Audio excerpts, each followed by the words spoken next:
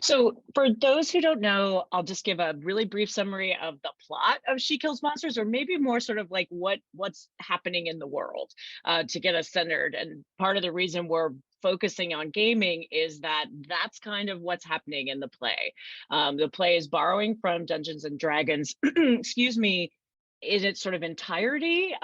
Kui speaks a lot about being very inspired by the gaming community as a young person growing up in El Dorado, Arkansas, which I am an Arkansas native as well. So this is El Dorado is very at the southernmost part of the state. And he was introduced to gaming through someone in his grades or middle school who was able to take the story world of role playing and give him a community, and to also give him some bullies, take the bullies in his real life that he was experiencing as someone who was from an immigrant family, who didn't speak English very well, and who also was trying to struggle with navigating as a first generation immigrant with his parents, and sort of playing that role as well as finding his own way. So his dungeon master, who became his best friend at the time, sort of created a world for him, or a module of the Dungeons and Dragons world, that used his real life context as a thing that he could kind of learn and grow through. And that's kind of the plot of the play, that a young person who dies in a car accident fairly early in her life, her sister finds a module for Dungeons and Dragons that she's created. And both because they're sisters and siblings and they didn't know each other very well in life before a sort of major life events separated them, Agnes, the older sister, plays the D&D module of Tilly, and sort of Tilly comes to life through that module and leads Agnes through not only the process of finding out about her sister, but also finding out about herself. So there's that mirror of what's happening sort of in Kui's narrative as a creator, along with the story here.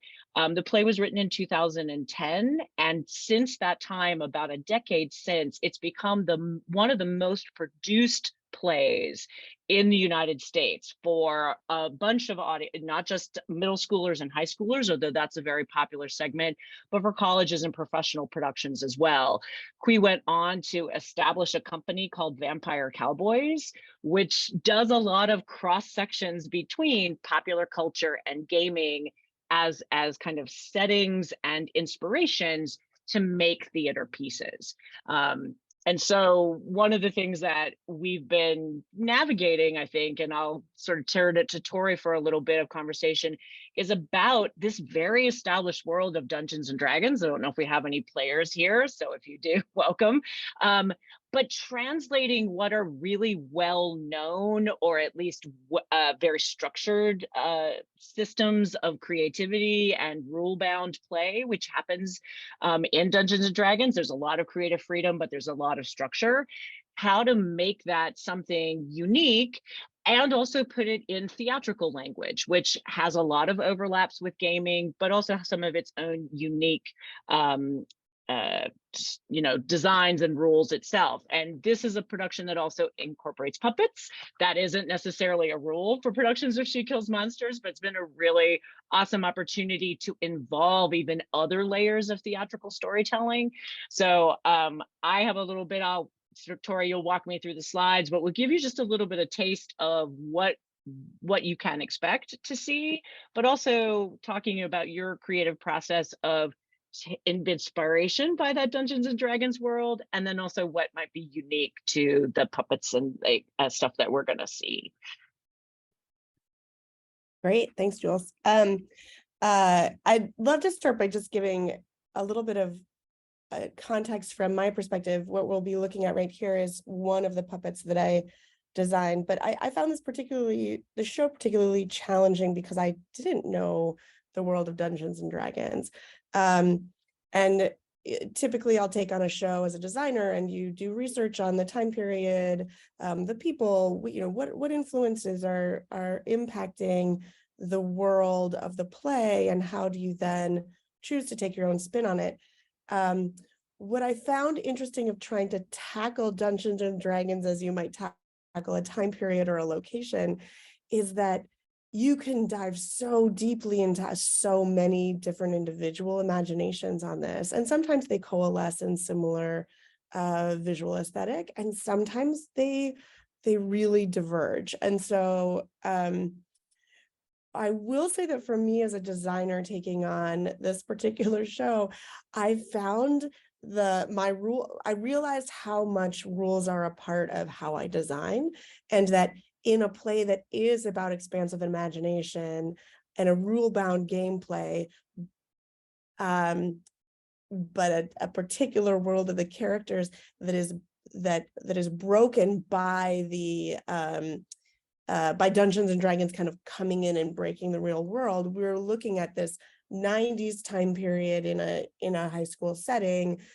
being broken by this separate structure of the D&D world. And so there has been many times on this show that I'm just like, it is so complicated, the ways in which we try to come up with a visual language that helps our audience feel comfortable and that they understand and know what world they're stepping into. It has been a really amazing challenge, and you'll have to see the show to decide if we pull it off or not. But I think that I can walk you through some of what we have come to, and my research process and how I think about creating puppetry specifically, but design more generally for a theatrical space. What we wanted to do for this particular show with the puppets is really make sure that the D&D characters, these D&D monsters, are recognizable by the audience for those who come and see and play Dungeons and Dragons and come into the show. They should, as these monsters walk on stage, we should immediately, there should be that like, aha, I understand what it is. But we also wanted to make sure that we had our own take on it. And so, and in the world of this expansiveness and deciding to engage with puppets, immediately the director and Jeff Storer, who's here today. Hi, Jeff. Definitely deserves his due for all the work that he has, for his leadership of all of us in this process, is wanting to play with the form of puppetry too, and really make sure that we're using as many types of puppetry as possible to sort of show the expansiveness of imagination and the ability to move into different types of play within this world. And so for something like the owlbear here, I really, it's one of the earliest monsters that comes on. We wanted it to sort of feel like an introduction to puppetry, an introduction to the monsters.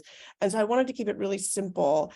And the puppets throughout the show become more elaborate, more colorful, more detailed, a little more frightening, so that as the characters fall deeper and deeper into this Dungeons and Dragons world, they are more enveloped. The imagination feels deeper and stronger and brighter and more visceral in the space. So this is our first puppet on stage, and I looked to toy theater puppets which are flat, and really tried to you'll see the research here of Dungeon and Dragon owlbear characters, and then applying it to a 2D puppet out of cardboard. You'll see in the upper left-hand corner a production of Ubu Roy that was done with two-dimensional puppets in this very playful way. So a very transparent form of puppetry where you see the performers, and in the center we've got Caroline, who's one of our puppeteers, the first time she was operating the final puppet. So you can kind of see how I'm taking the research of the images and playing with our production itself. Go ahead into the next slide, Jules. Thank you. One of the things we talked about is, there's characters like the bugbears, which I think I've only really got one Dungeon and Dragon character left. It's in the bottom left. The second one in is more of what you typically see as a Dungeons and Dragons bugbear.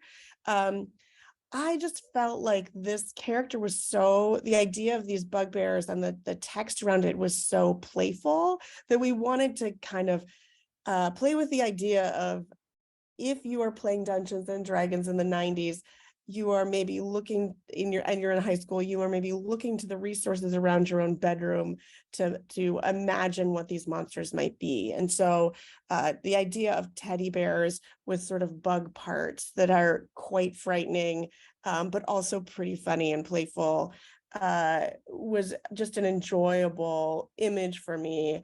And playing with the idea of masks that are, again, it's very clear that the performers are taking on this role, that they are themselves the character in the show, they are one of the high school students, and yet they are playing these bugbears for the moment.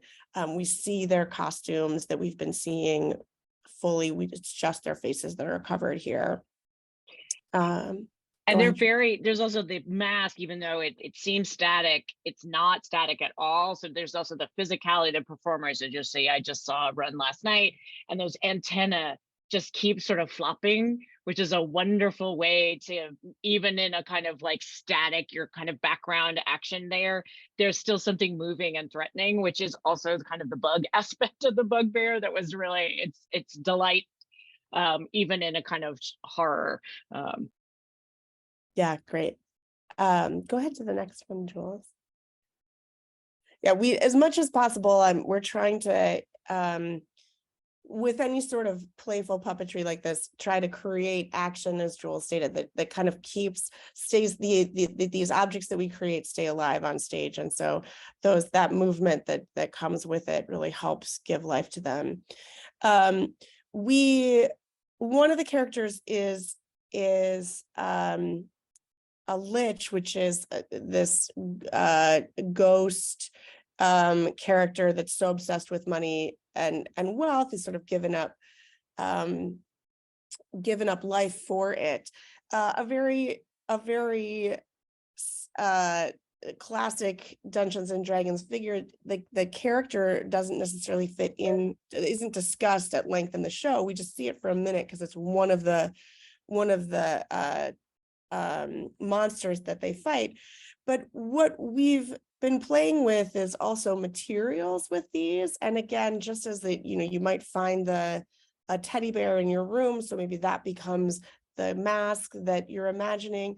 The world that our play is set in is a warehouse of boxes, as if the high school students have found this space that they are putting on this production, telling this story of this young girl who has died in a car accident, and her sister who's trying to get to know her. It's an opportunity, it's a blank slate for them to tell the story.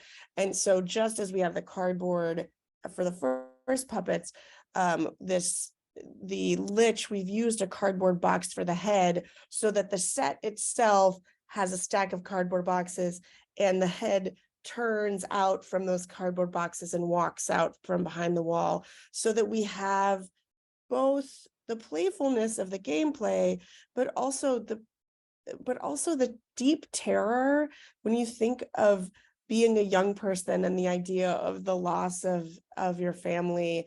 That there's a lot of really difficult subjects that are being discussed in this play. Grief is a huge part of it, and we're wanting, the idea with some of these designs is to both be playful and yet to really see in them the deep suffering and fear and sadness that is underpinning this whole play, and that really is the reason that the play works so well, is that it's really addressing subjects that are so essential to work through at any point in life, whether you're a young person or at any age, anyway.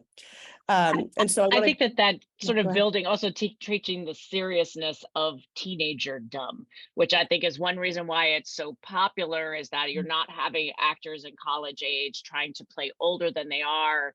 These are themes that we see in other theater productions that they're due, and they might feel distant because they're middle-aged or elder, sort of had a lot of life.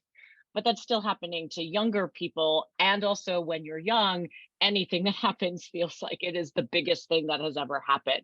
And so what can contain some of that, the world of D&D, both being an outlet for fertility as a fantasy space, but also game playing in and of itself, teaching us a lot about spaces we or feelings that we might have in a hyperbolic situation and distance, so we can kind of see them and navigate them, but also experience them, really allow ourselves a space to let them happen. I think that's why some people are so attracted to going into the theater, is that it gives you a place to work through what in reality you don't tend to show out in the same kind of way. Okay. Go ahead with the next slide. I wanted to share this just because it's another example of sort of how we're trying to just be playful with all the possible forms of puppetry that we can imagine on this stage. Our D&D character, the Bulette, and playing with this idea of a hand puppet, which would not play well as a fighting monster on a stage. So let's blow it up into a full body sized hand puppet. And so really working to be very expansive and playful in this space while holding to these monsters of Dungeons and Dragons. And I believe, Jules, you added we have one more slide of the shadow puppetry, which I think, I think the thing I'd love to say about the shadow puppetry, which really starts the show, although we use a little bit of shadow puppetry later, this is particularly with an overhead, is that in here we wanted to play with the graphic nature of storytelling and the visual ability of sort of a cinematic approach to storytelling with saturated color and black and white, which allows us to lean into the Dungeons and Dragons aesthetic a little bit more directly with font and style of shadow. And so we start really directly referencing that and playing with that in a really familiar way. And then as the show happens, we kind of, I would say that some of these puppets may walk on stage and people might go, it might take them a little bit longer to see the Dungeons and Dragons character as we've created our own world that we live in this warehouse. Yeah, that's the gist, unless there's anything else, Jules. No, I sort of point to the actors or the puppeteers in the foreground, is that there's multiple layers of performance that are also happening. And so students are getting not only in making the world as an actor, which is a kind of character that you see, but the puppeteers are also multiple characters and multiple styles that they're having to engage in physically, as well as learning kind of sequential storytelling through the mechanics of a puppet. It's sort of like this makes narrative come alive in a particular way. So if you do come, to see the theater is sort of holding lots of different ways of telling stories in this particular piece. And each one of them, the puppeteers have worked with you the same way that the actors have worked with Jeff to sort of build emotional continuity. They've also to figure out physicality. How do you make another form come alive as part of you, but also separate from you? So I just want to shout out, because that is sort of like, you see people at the overhead projector, like, what is that? It's like, there's a lot going on there. Yeah, absolutely. And I do think at the fundamental, the way I see my fundamental role is always, I mean, as a puppet artist in particular, but as a designer too, is what is the visual narrative of the piece? Sometimes that visual narrative is accompanied by text, and sometimes it's not. The freedom of the sort of beauty of this beginning shadow piece on the overhead projector is that there's text that's associated with it, but we get to, so we know that the audience is getting exactly the right information, and so we can be kind of expansive and and go beyond visually, because that text is definitely going to land with them, which is always a freeing opportunity with puppetry in general. When the text is there, you can go far beyond, while still anchoring the story visually. And there's narration that it's borrowing from that tradition of Dungeons and Dragons. So you're not going to watch people play Dungeons and Dragons unless you're playing. That might feel like an odd experience, but the process of playing is often narrating what you're doing.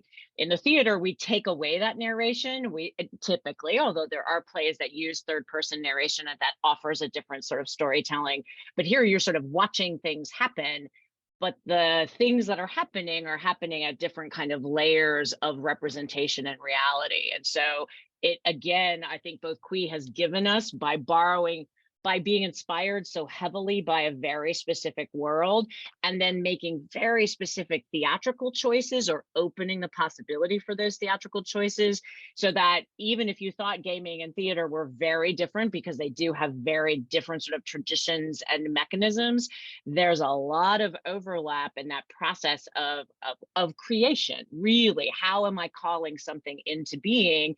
And then in the process of that, which my ham-fisted perhaps segue to talking to Eileen about sort of why games become a useful way to think through questions of identity, questions of community, questions of sort of conflict, and not just to sort of reproduce old battles, which early gaming was very much structured, like sort of replaying those the battles of World War II or the Civil War, to something that is based in a fantasy space, which allows for some freedom, but is also teaching us structures and rules that we can play with, lean into, or transform within that. So I know, Eileen, you made a game. I'm going to stop sharing, even though this is a fabulous photo. But you've made a game inside your class. So will you talk about that, sort of what inspired you to do it, and kind of the purposes of where and how it's used? Right. Thank you so much. And I cannot wait to see the production. I'm actually, deeply intrigued by it. And so I didn't mention in my introduction earlier that one of the projects I've done at Duke the past several years, many years now, I guess, is we started a lab called Story Lab. And that was a Mellon grant through Franklin Humanities, and we were based in Smith Warehouse for a number of years. And we are now a little bit of a free-floating signifier, but we have moved to Link, and we also morphed with Game Lab, which is kind of interesting that we share that as well. And so a couple things I want. So separately, in a class I've taught a number of times here and elsewhere is a class on the cultural history of global Chinatowns. And I'll get to, maybe I'll just speak a few minutes about what I think about gaming in general, I suppose, and then kind of maybe segue into the game itself, and I can share an image perhaps, or maybe you can let me share a screen and I can share something from that. And so first off, there's a kind of truism. So I mentioned that I teach narrative and I teach film and literature. My training's in comparative literature. And one of the kind of truisms is that, ludology, the study of games, and narratology, study of stories, is really in opposition, right? And because they're fundamentally structured in that if gameplay is always fundamentally structured around rules and also objectives. And so having a kind of endpoint of winning and also rules by which you get there. But then, narratology, we might understand as really thinking about the how and why, and also a kind of progression that, depending on what era, location and tradition you're looking at, may or may not conform to what we think of as narrative modes. But what's interesting, of course, is I think everybody in this audience recognizes that these are complete overlaps, and especially in the way that we understand gaming now and the way we understand storytelling. But even like in the 70s or 80s, so we won't go into kind of earlier mode, but maybe even in sort of thinking about so many sort of narrative experimentations in the 70s and 80s, like Calvino's story of On a Winter's Night, a Traveler, but also his early short story based on tarot cards, that, you know, that games have always been a kind of inspiration for how to structure narrative as well as theater, right? And so you already have that overlap. And then conversely, gaming, even though I am of the Tetris generation, and maybe Miss Pac-Man generation, really, as a kid, right? So that I have a student, Sahal, I don't think he's here today, who is working on gacha games, gacha literally meaning gotcha. And, you know, but his argument actually in his master's thesis that we're working on right now is that gacha games have narrative, have very complex narrative. And then of course, all the rest of us have pushed back on him saying, wait, isn't the whole point of gacha games gacha? Like, you know, you Miss Pac-Man, you eat something. And so, but it just shows you the way that these are become firmly intertwined. And I think another way in which gaming and sort of game logic and narrative logic have become really intertwined is that, and I think, you know, quiz play, and also just seeing these wonderful images from Torry, really remind me of how that multimodal storytelling is basically our norm, right? Like Jules was saying, that this play is something that embeds multiple and simultaneous layers of storytelling and different modes of storytelling, but that we assimilate them simultaneously. Well, for I think an audience maybe in 2010, when he first started developing this play, it might be a little more radical. I would say this is almost a normative mode of understanding stories now. And to the extent that even stories that are frankly fairly unimodal, you know, we immediately wiki it, we immediately look for adaptations, we talk about our experience of a play or a TV show or a book immediately on social media, so that our experience of, you know, of narrative is always already multimodal. So that's one way in which I really wonder about thinking about quiz play in 2010, 2011 versus now, right? You know, that you were just showing the kind of the stagecraft of it. And I wonder if that's just almost like a norm now, that we think of, oh, wow, yes, of course, there are 3 simultaneous modes of telling that story happening at the same time, because that is how I perceive reality anyway. And then similarly, like I was saying about gaming, you know, from Miss Pac-Man or Tetris, you know, we are used to game worlds being multimodal, right? So we're incredibly cued, but, you know, in the way that we used to think about the complexity of a film world, but, you know, that we're cued by music, we have open-ended gaming, we have infinite paths, if you're talking about like more complex games, like Breath of the Wild type things, right? That you're already key to that. And then the final thing I'll mention about that shared blend, that shared or overlapping world is avatar and cosplay, in the sense that Jules and I talked about this briefly, right? That quiz play debuts in 2011, he sets in 1995. And if you think about the kind of D&D generation, which I guess is also mine, except I didn't grow up in this country, is a kind of 70s, 80s onwards phenomenon. That is niche, right? It's both mainstream and very niche and very nerdy, and kind of that's the whole point of the play in a way. But it is this alternative from a normative existence, and they're very insistent on Agnes being this person who goes into that world. But I would say I'm really curious how audiences in 2022 perceive that, because one, avatardom or meta versus or meta for that matter, and AR have made it so that the kind of slippage into a different mode of reality while simultaneously inhabiting your present lived one is so normative now, and also commercialized. And so it feels less like an alternative nerdy thing to do, even where the play is set or its era of production, right?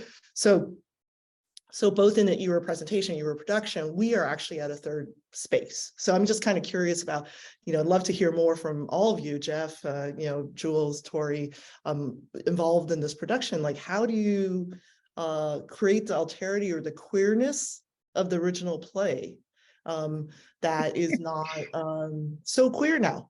And then, of course, finally, the queerness of the queer element of the play, sort of kind of having fantasy space as a way of exploring sexuality is also a whole nother discussion, I feel, 10 years later, especially with all that we've learned about trans identity, right? And continually educating ourselves about. And so I guess that these are all the things that have completely shifted, I think, even from the conception of the play and also its initial production. And so those are just my questions, I guess, kind of in the form of Q&A, like my questions towards all of you creators about how you're thinking through this process. Now I'll kind of awkwardly shift into my own work on this. One is in story worlds. In fact, one of our, Jules might remember, one of our research modules was fandom, and something I'm continually involved in.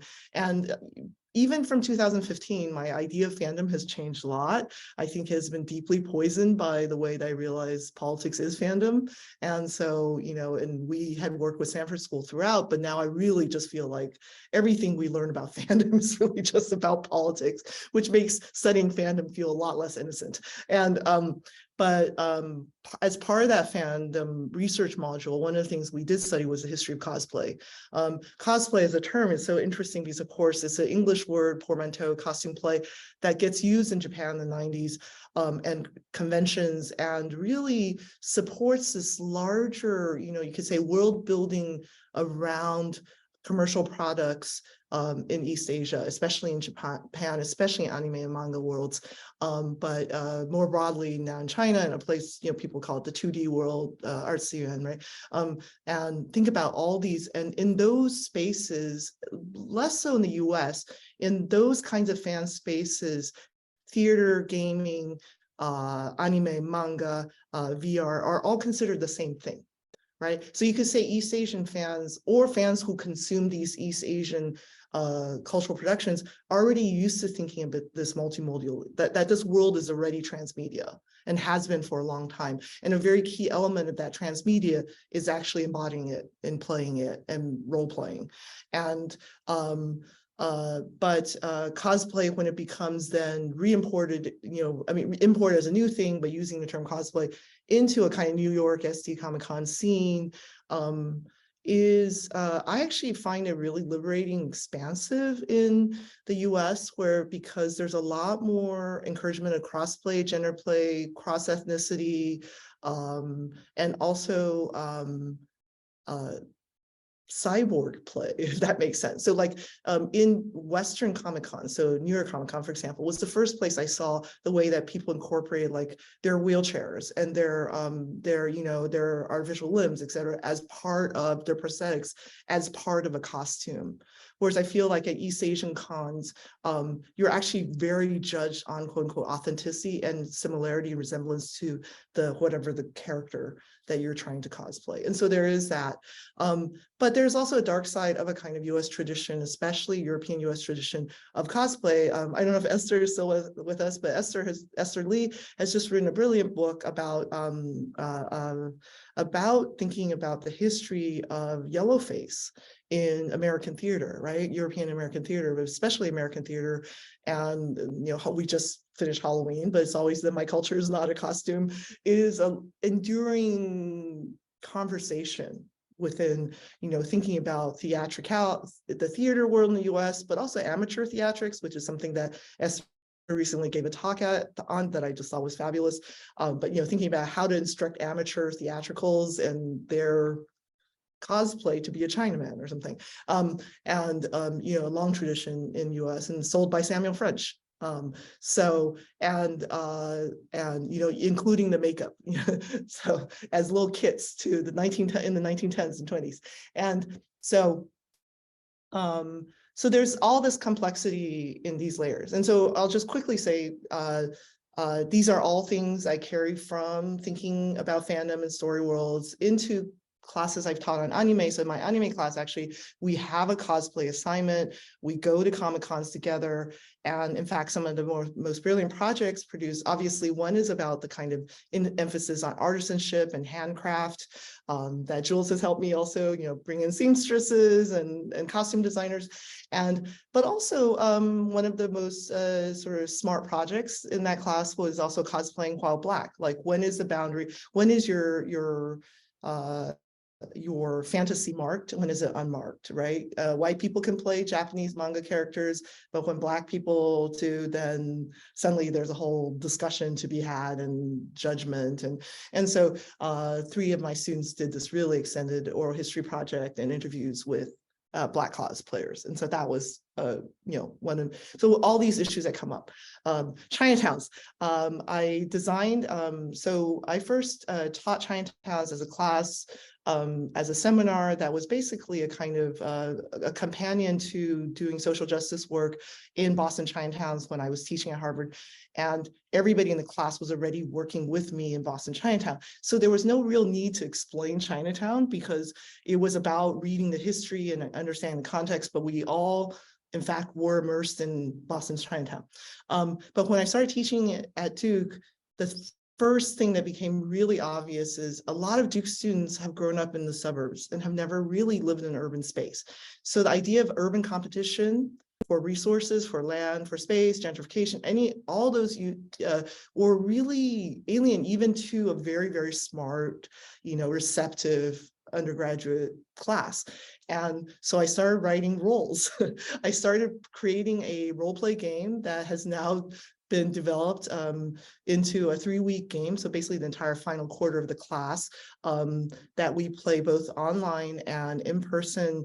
And I've written over 50 scripts, so kind of character sketches. So it's very much D&D in a sense. We write character sketches, we have game masters, and then there's scenarios and they're competing, and they're basically marshaling all the things they've read in the first 9 weeks of the class into, into a kind of model UN, moot court, role play, theatrics, improv, to bring to bear all these issues, but from their perspective, So one of the things that's really fun is one is just, it's theater, but it's also, I'm a debate geek and, model UN type person. So, part of it is that kind of fun. So arguing things, but finally, it's also this really tightrope that I've definitely asked Jules advice for, is how not to get students into that yellow face or cultural appropriation or caricature, which is so easy when you do this kind of work and D&D, where you start embodying, one thing we joke a lot about my son when he was younger is whenever he wanted to sound clever, he would try to use a British accent. We're like, oh my God, you're so brainwashed colonial. But but I think a lot when I watch D&D games, we actually hosted D&D games in Story Lab, and people also, wizards, and people acquire a certain kind of Britishness when they want to have authority, for example. And so how do you correct and how do you kind of gently guide? And similarly in the Chinatowns class, we do that. So I'm just I've talked too much, but I'll share. I wrote a little bit of last year's Chinatowns game for our department newsletter. So I'll just send you the little link to that if people are interested in reading a little more about the game or seeing the Instagram page, but I'll stop there. Thanks. Thank you. There's so much in that. Because I think one of the things that it strikes me particularly as we're thinking about this in both the plot line of the play, but also and the all actors and crew played D&D together. That was like an absolute must. There was no way we're going to do this play because again, maybe 2 of them identified as gamers. And again, do they play video games or are you a gamer? There's it's a term we toss off, but it's very specific identity or identification. So to even know that as what is the dynamic that's being achieved, how does that relate to how the characters are constructed, let alone the references, right? But more, what is the dynamic that's being invited into that game? We also went to I put it in the chat, we have a large collection of primary source D&D materials from Duke alum. So just seeing the very 1970s, 1980s, write it down on a piece of paper kind of chronicle and building of worlds. I think it had this moment of kind of making the imaginative creativity, which now I think video gaming or the digital world sort of makes invisible, the kind of labor that goes into structuring those worlds, to maintaining them, to growing them and developing them. There was something very tangible about it. It also how much stuff you needed, right? And so what sort of the commercial entities that come in and sort of see gamers as a community, but also just see them as a cash sign, right? And develop accordingly within that. So where's the line between kind of imagination on your own terms, and then imagination that is so saturated into all of the other narratives that you're steeped into, and how do you even learn to play outside of that, even from the construction of characters? This is an acting question, as well as a design question, as well as a dramaturgical question for the show, that it pained me to almost make a reference guide as long as any Shakespeare play I've worked on for the 1990s, both just in the sense of, goodness, can I think of my own childhood as an era constructed with, I know it's there, I know those narrative cues, but that was really a reminder of the distance between the now and the then, and something like you had mentioned, what was radical in a moment and also is pushing back in time, how that might be met today. I do think we'll have people in the audience who won't necessarily think this is so radical in its construction, because not from 1995, but from 2010, interestingly, because we have made both fandom has changed, the notion of the geek, which is, he sort of spectacularizes as an outsider culture, has become so mainstream in so many different ways, as well as the idea of fantasy and wish fulfillment, which I think as an Asian American creator he was very sort of thinking about that, but also just the boundaries of that for certain cultures versus others, for certain bodies versus others. There's some of that we're attuned to, I think younger students particularly, that are pushing back against assumptions or traditions or how things are cast and how things are performed. We're in tune to that in the theater. We're still sort of getting real with what does that mean, but also in broader culture, and how who you are responsible for, and what kind of like you said, I think Eileen was sort of like, who can put on a costume and wear something, and whose costume is already overdetermined, or whose appearance in everyday life is going to be overdetermined in a particular way. Torry, I don't know if you want to, in anything in terms of the design choices that you made, how this is coming in? Well, I'd love to. I think one of the things that has occurred to me as we've continued talking, and Eileen, that you brought up, is we talk about these multiple modes of performance or storytelling that are happening in life now, and then going back to like looking at the D&D archive and the by hand part. It's fascinating to me to just think about the materials, the access materials, and how that defines the aesthetic of these worlds, as we talk about cosplay, as we talk about D&D from the 70s versus D&D from the 90s, like what physical materials are available, and how does that create the aesthetics of the world that you're in? And I think one of the things that I've really enjoyed about this particular project is thinking about what has changed as we look back from the 90s to that, being written in 2010 and to now.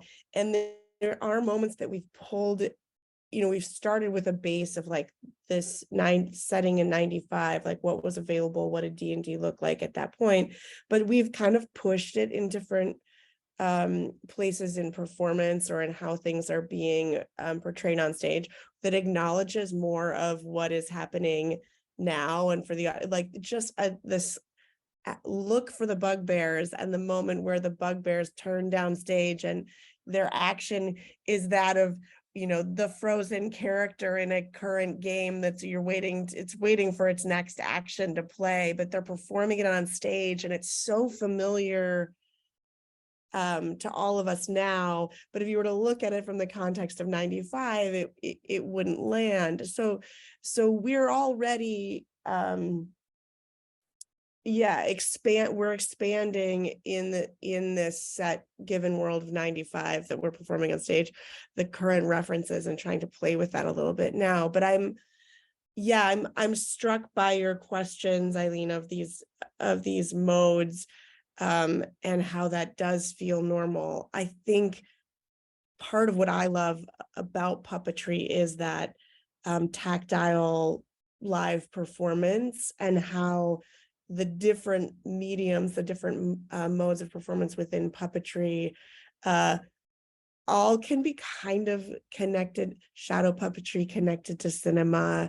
These cardboard 2D puppets, can be connected to, in some ways, like how you might put a filter on a photo for Instagram, because they're very, they've got a very specific aesthetic that they're set to. And I think that what I love about making the puppetry for the show, and particularly a show set in 95, is that I really love thinking about how we're working in these many, many digital modes now, but then how to actualize it in real space theatrically. Not sure if it's successful or not, but it's been a really fun game of pulling us back to the tactile when we're in a current world that's on screen so often.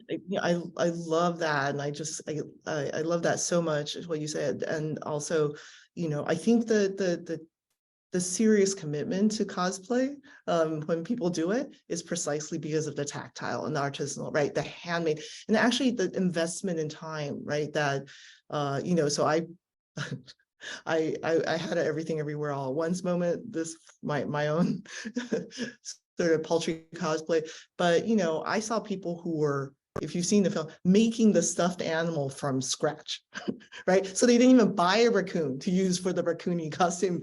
They had to mold and stuff and sew a raccoon to put as their, but I feel like that temporal commitment, that kind of creative time accretion, is part of what makes cosplay and the kind of puppetry that you're doing meaningful, because it kind of inhabits you in a way that is not virtual, right? So. And it actualizes something, like it actualizes a fantasy. The work that you put into making the thing exactly what you imagine takes everything that's here and brings it into the body. It brings it into a room with you. It brings it into the space.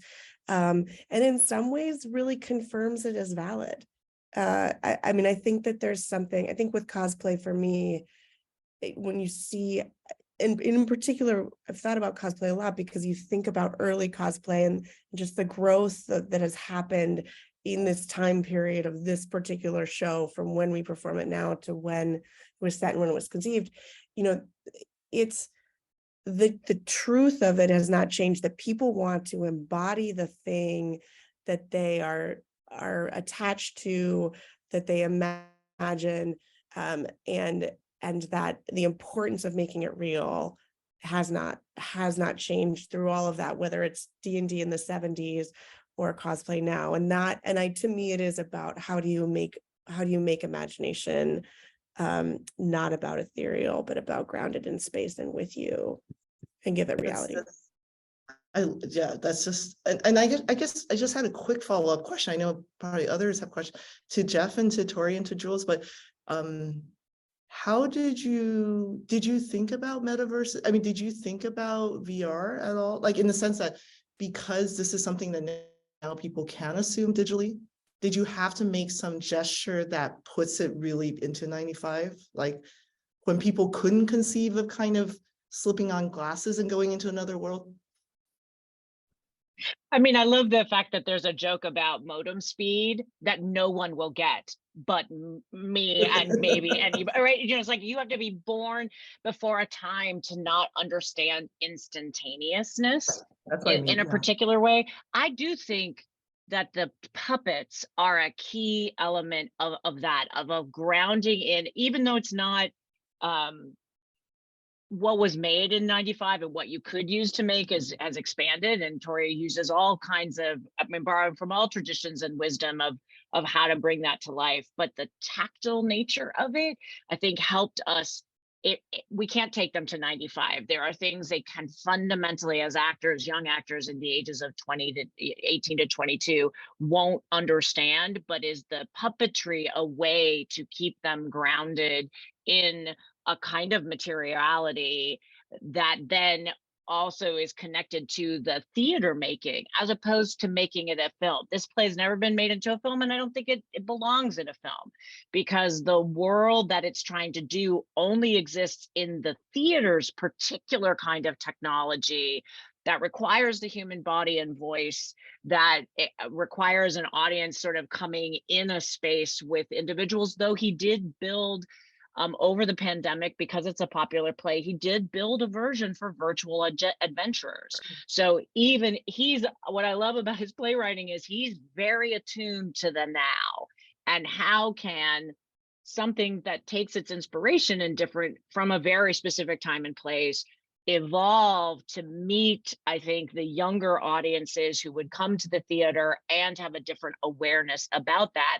And I think that also too is like, you need the theater to tell this version of the story, but now this version is going to be bespoke to what is now available to us that wasn't in 95, and still finds ways to be kind of rich with all of the same kind of questions, core about identity, loss, and wish fulfillment. Right. That's Which, so great. That's a whole story, like way back. We're still not finished with telling versions of how that is in there. Julie, I want to make sure we didn't miss any questions in the chat, though I didn't see any. If you had a different one, but since we're about 5 minutes out. Yeah, I didn't notice any, and I've also pinned the director, who is here with us as well. Hello. I'm not sure if Jeff wanted to share anything himself. No, I have nothing really to add. I think my colleagues have done a brilliant job. I think the amazing thing about working at theater in general, but in this project in particular, is that there are so many talented artists working on it. And the challenge becomes all of us being able to communicate to one another, and to be able to coordinate everything that's happening on paper. I mean, we've been, the designers have been, in discussions and floating ideas since for at least 6 months now, prior to our opening. So the idea of being able to take all that planning that's on paper and the drawings that you saw Torry share, and then actually see that realized and see it actually made alive in the space.